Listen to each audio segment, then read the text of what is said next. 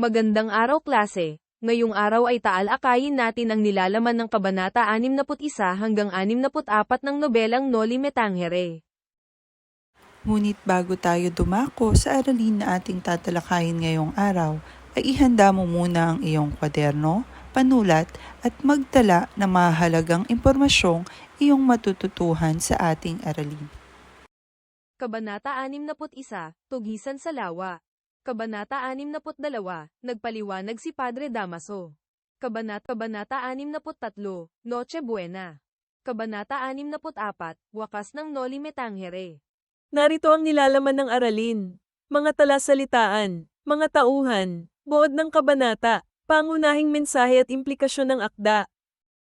Talasalitaan sa Kabanata 61, nakasusuklem, nakaiinis, nakayayamot, nakamumuhi, o nakagagalit, kutob, kaba sa kalooban ng anumang mangyayari.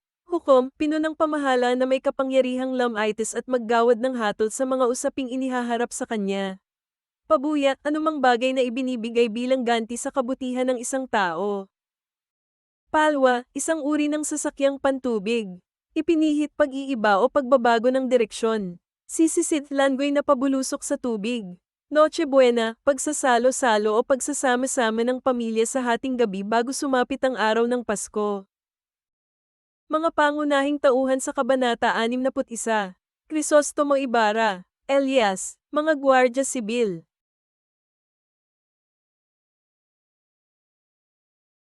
Sagwan si Elias patungo sa San Gabriel ay nangungusap siya kay Ibarra. Ang mga mata ko'y nakikita na ang nakasusuklam na bulok na nagwawasak ng ating lipunan at nangangailangan ng lunas. Sila ang lumikha ng aking pagiging salarin. Tahimik na nag-isip si Ibarra. Kapag dakay hinikayat niya si Elias na sumama sa kanya, ngunit ito'y pinanggihan ni Elias. Ipinagpatuloy nila ang kanilang pag-uusap. Nang dumaan sila sa tapat ng palasyo'y napansin nilang nagkakagulo ang mga bantay. Inutusan ni Elias si Ibarra na humiga upang matabunan ng damo. Nagkatotoo ang kutob ni Elias. Sila'y pinatigil at tinanong ng bantay. Sinabi ni Elias na siya'y galing sa Maynila at nirasyonan ng damo ang hukom at kura. Lakad! Huwag kang magpapasakay sa iyong bangka. Nakatakas ang isang bilanggo. Kung mahuhuli mo, idalhin sa akin at bibigyan kita ng pamuya. Nang makalayo na, nag-usap muli sina Elias at Ibarra. Hindi na po ba mababago ang iyong pasya? Hindi na! Isinusumpa ko sa ngalan ng aking ama. Gigisingin ko ang nahihimbing at ipalilimot ko sa kanila ang kanilang mga kapatid. Sasabihin kong labanan ng pangalitin sapagkat karapatan ng tao ang humanap ng kalayaan. Mag-uumaga na nang sila'y sumapit sa tahimik na lawa, ngunit mula sa malayo'y nabanaagan nila ang isang bagay na papalapit sa kanila. Yan ang palwa. Humiga kayo nang matakpan ko kayo ng bayong. Binalak ni Elias na magbalik sa Pasig, ngunit natanaw niya ang isang bangkang may lulang Guardia Sibil. Ipinilit niya ang bangka at sumagwan ng matulin. Ako'y sisisi na palayo sa inyo upang sila'y iligaw. Mapapahabol ako. Bahala na kayong magligtas sa inyong sarili. Kapag nailayo ko na sila sa inyo, magkita tayo sa Noche Buena sa libingan ng inyong nuno. Hinugis ng palwa at ng bangkang humahabol si Elias at sa tuwing nilitaw ay binabaril. Pagkaraan ng kalahating oras, nakita ng mga namamangka ang pagkukulay dugo ng lugar na pinagbarilan kay Elias, kaya umalis na ang mga humahabol. Ang kabanatang ito ay nagbibigay diin sa pagpapahalaga sa pagkakaibigan at pagtitiwala. Ipinakita ni Elias ang kanyang tapat na pagtulong kay Ibarra, maging sa gitna ng panganib.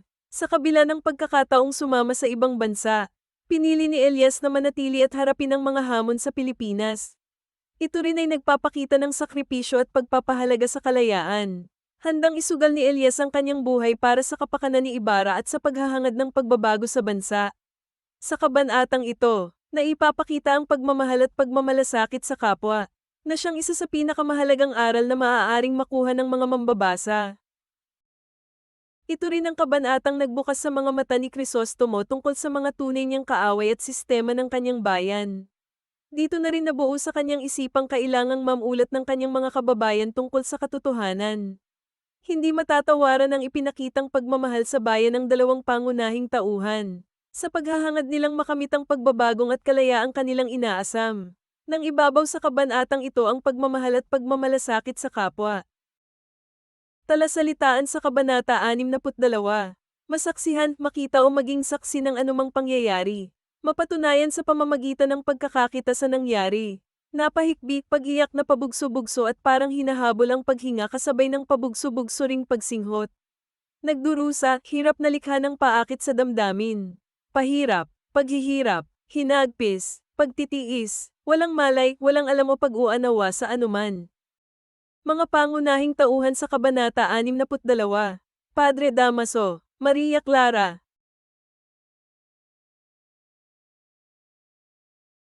Nabalitaan ni Maria Clara sa pahayagan ang pagkalunod ni Ibarra sa lawa. Maya-maya ay biglang dumating si Padre Damaso. Sa lalawigan pa ako nang galing upang masaksihan ang iyong kasal. Napahikbi si Maria Clara. Bakit ka humihikbi, anak ko? Nagkatampuhan ba kayo ni Linares? Napaiyak si Maria Clara nang mapatingin sa inaama. Huwag kang umiyak, anak ko. Ako ang nagdurusa sa iyong ginagawa. Ako po ba'y minamahal ninyo? Tulungan ninyo ang aking ama at sirain ang kasunduan sa aking kasal. Isinalaysay ni Maria Clara ang lahat ng huli niyang pagkikita kay Ibarra maliban sa lihim ng kanyang pagkatao. Noon ay ibig ko pang mabuhay sapagkat nalalaman kong kahit saan siya naroroon ay maaalala pa rin niya ako. Ngayon ay wala nang natitira sa akin kundi ang kumbento o lipingan. Ako ang nagdulot sa iyo ng kasawian, anak ko. Patawarin mo ako.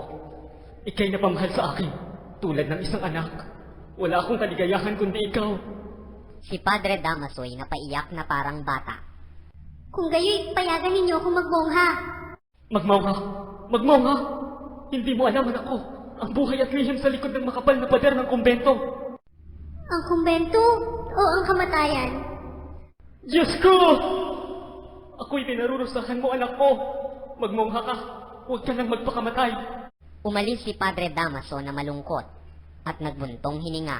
Diyos ko, ako ang iyong paghigantihan. Ngunit iligtas mo po ang walang malay kong anak. Mensahe at implikasyon sa Kabanata 62. Sa kabanatang ito ay ipinakita ang pagsubok na kinahaharap ni Maria Clara at Padre Damaso. Tulad sa totoong buhay, ang isang pamilya ay nahaharap sa mga paghihirap at pagsubok na kailangan ng katatagan at lakas ng loob upang malagpasan ito. Ipinahiwatig rin dito ang pagmamahal sa isang kapamilya na kahit pa ang sariling buhay ay handang ialay para sa sariling kapakanan. Hanggang sa huli ay ipinakita pa rin ni Maria ang kanyang tapat at totoong pagmamahal kay Crisostomo. Sapagkat ninais na lamang niyang pumasok sa kumbento o kaya naman ay kitlin ang sariling buhay. Huwag lamang maipakasal sa isang taong hindi niya tunay na minamahal. Ipinakita rin dito ang kababaan ng loob ni Padre Damaso alang-alang sa kapakanan ng kanyang mahal na anak.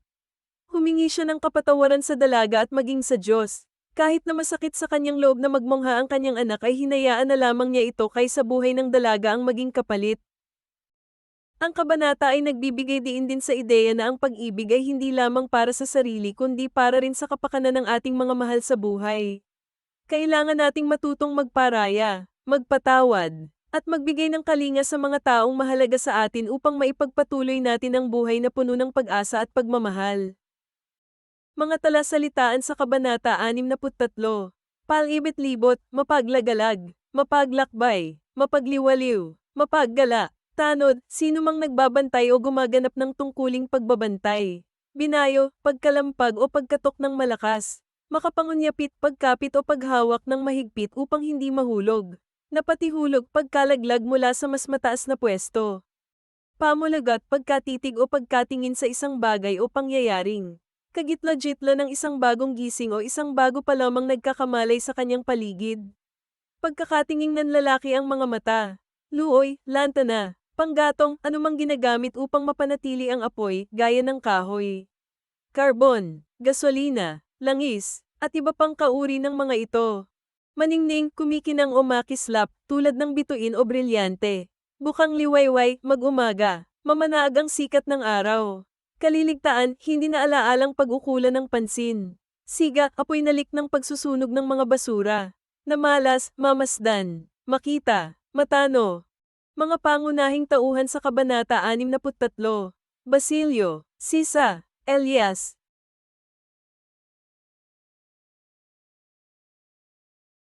Nakatira sa kubo ang isang mag-anak na Tagalog na ang pagkabuhay ay nanggagaling sa pangangaso at pangangahoy. Isang batang payat, maputla, at may malamlam na mga mata ang nakaupo sa isang punong nakabuwal. Ang batang ito ay si Basilio. Si Basilio ay may sugat sa paa at pinasasaya ng dalawang bata. 2 buwan na buhat nang makuha ka naming sugatan. Akala nga namin ay hindi ka na mabubuhay. Diyos na po ang bahalang gumanti sa inyong kabutihan. Ang nais ko po ay makita ang aking ina at bunsong kapatid na nasa bayan. Nagpaalam umuwi si Basilio sa matanda. Siya'y nagpumilit at hindi naman nabigo. Anak, baka ikamatay mo ang pag-uwi. Dadalwa po ang anak ng aking ina, samantalang kayo'y marami. Baka akala po ng aking ina ay patay na ako. Ngayong gabi, hahandugan ko siya ng aginaldo, ng isang anak. Narating ng paika-ika ni Basilio ang San Diego. Tinungo niya agad ang tahanan, ngunit nakita niyang walang tao. Siya'y nagtanong, nalaman niyang baliw ang kanyang ina. Palibot-libot sa mga lansangan. Wala siyang nabalitaang kahit ano kay Crispin. Tumakbo siyang paika-ika upang hanapin ang kanyang ina. Agad na tinungo ni Basilio ang bahay ng bagong Alperes, sapagkat narinig niya mula roon ang malungkot na pag-awit ng kanyang ina. Iniutos ng babaeng nasa durungawan sa bantay na paakyatin si Sisa. Nang makita ni Sisa ang tanod, siya'y natakot at tumakbong papalayo. Si Basilio ay nakamasid sa kanyang ina at tumakbo ng paika-ika nang nawala sa kanyang paningin ang ina. Binato ng isang alilang babae si Basilio at tinamaan siya sa ulo, ngunit hindi siya tumigil sa pagtakbo. Si Sisa'y pumasok sa pinto ng libingan ng matandang Kastila na nasa may punong balete. Pasuntok na binayo ni Basilio ang pinto at iniumpog ang kanyang dugoang ulo, ngunit wala ring nangyari. Natanaw niya ang isang sanga ng baleteng nakakapit sa isang puno. Inakyat ang puno at pagkatapos makapangunyapit sa sangay nakarating sa balete, nakita niyang itinukod ni Sisa pati ang ulo sa dahon ng pinto. Mabilis na nagpatihulog si Basilio at dala ng panghihinay na walan ng malay. Pamulagat na minasdan ni Sisa ang mukha at dugoang noo ni Basilio. Nagliwanag ang kanyang isipan. Nakilala niya ang kanyang anak. Niyakap niya ito at pinaghahagkan. At pagkatapos na makapagbitiw ng isang malakas na tili, ay napahandusay sa tabi ng anak. Nang magbalik ang malay ni Basilio ay nakitang walang malay ang kanyang ina.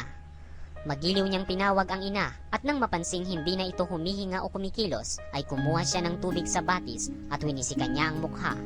Si Sisa'y hindi man lamang gumalaw. Nangambang idinikit ni Basilio ang kanyang tainga sa dibdib ni Sisa, ngunit ang yayat at looy na dibdib ay malamig na at ang puso'y hindi na tumitibok. Wala ni kaunti mang hininga siyang nadama. Niyakap niya ang malamig na bangkay at siya'y tumangis ng buong kapaitan.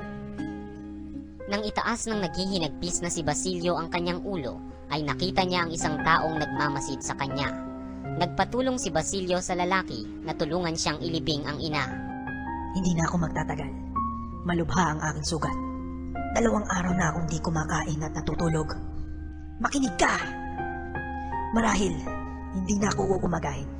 Kunin mo ang maraming kahoy na nakabunton sa kabila ng batis at italaksan mo rito. Sindihan mo ang mga kahoy at hayaan mong kami masunog hanggang sa maging abo. Kapag walang ibang taong dumating, humukay ka rito at makikita mo ang maraming salapi. Kunin mo at gamitin mo sa pag-aaral. Kunin mo ang mga panggatong. Hindi na kita matutulungan. Lumakad si Basilio. Ang mahiwagang tao'y tumanaw sa silangan at pabulong na nagwika. Pamamatay akong hindi man lamang namasdan ang maningning na bukang liwayway. Sa aking inang bayan, kayong makakakita. Patiin niyo siya. At huwag kaliligtaan ang mga nalugmok sa dilim ng gabi. Nang magmamadaling araw na'y namala sa bayan ang isang malaking siga. Mensahe at implikasyon ng Kabanata 63. Ang kabanatang ito ng Noli Me Tangere ay nagbibigay ng maraming aral at mensahe para sa mga mambabasa. Una, ipinapakita nito ang malaking pagkakaiba sa pagdiriwang ng Noche Buena sa bayan ng San Diego, na noong nakaraang taon ay masaya at puno ng kulay, ngunit sa kasalukuyan ay malungkot at walang sigla. Ito ay isang paalala sa atin na ang mga kaganapan sa ating lipunan, tulad ng kahirapan, katiwalian at kawalan ng katarungan, ay may malaking epekto sa ating buhay at sa pagdiriwang ng mga espesyal na okasyon. Pangalawa, Ipinakikita rin ng kabanatang ito ang hirap na dinaranas ng mga mahihirap na tao, tulad ni Sisa at Basilio, na pilit na nilalabanan ang kahirapan, kawalan ng hustisya at paghihiwalay ng pamilya. Nakita natin ang pagmamahal ni Basilio sa kanyang ina at ang sakripisyo na ginawa niya upang matagpuan ito. Ang pagkamatay ni Sisa ay nagpapakita ng kawalan ng pag-asa sa kanilang sitwasyon, ang kalupitan ng mga may kapangyarihan sa kanila. Pangatlo, ipinapakita rin ng kabanatang ito ang kahalagahan ng pagtulong at pagmamalasakit sa kapwa, tulad ng ginawa ni Elias. Sa kabila ng kanyang sariling paghihirap at malapit ng kamatayan, nagawa pa rin niyang bigyan ng tulong at suporta si Basilio at mag-iwan ng isang mensahe ng pag-asa para sa kanya. Ito ay nagpapakita na ang pagtulong at pagmamalasakit sa kapwa ay maaaring maging isang malaking inspirasyon at pag-asa para sa iba. Sa kabuuan, ang kabanatang ito ay nagpapaalala sa atin na sa kabila ng kahirapan at kawalan ng hustisya, mayroon pa rin tayong pag-asa at pagkakataong mabago ang ating sitwasyon.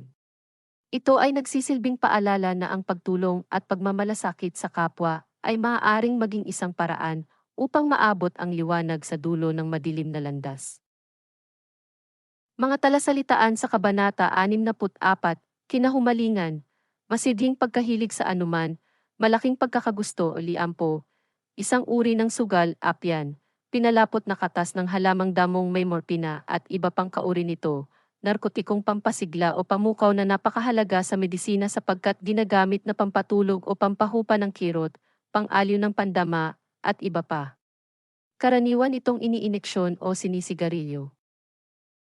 Fumadero Publiko de Anfion, pampublikong silid sa paninigarilyo ni Anfion, ayon sa mitolohiyang Griego. Si Anfion ay ang kakambal na kapatid ni Zeto at sila ay anak ni Zeus at Antiope. Ang lahat ng naging anak ni Anfion ay namatay at siya'y nasiraan ng ulo, Piluka, Peking Buhok, Andalusia. Isang rehiyong nagsarili, autonomous, sa Espanya, ikalawa sa pinakamalaking rehiyon sa Espanya, batay sa sukat ng lupain. Mga pangunahing tauhan sa Kabanata 64, Padre Damaso, Padre Salvi. Maria Clara, Kapitan Tiago. Tia Isabel, Doña Victorina. Don Tiburcio, Linares.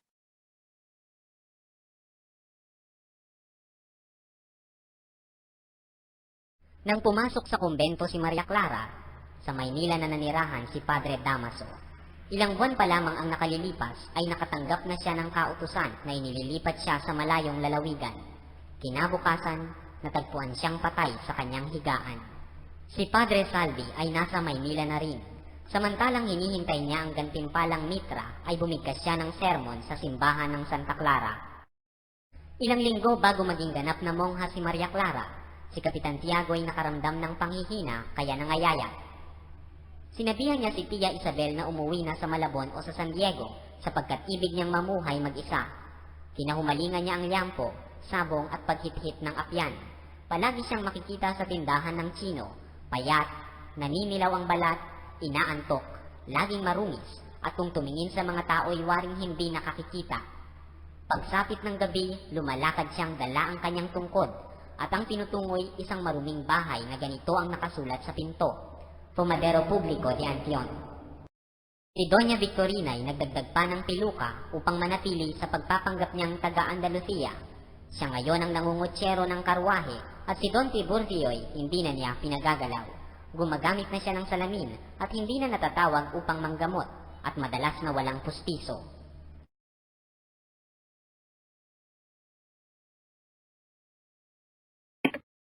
Si Linares ay malaon ng nalibing sa libingan ng Paco. Ayon sa balita ay namatay ito dahil sa masamang pag-aalaga ni Doña Victorina.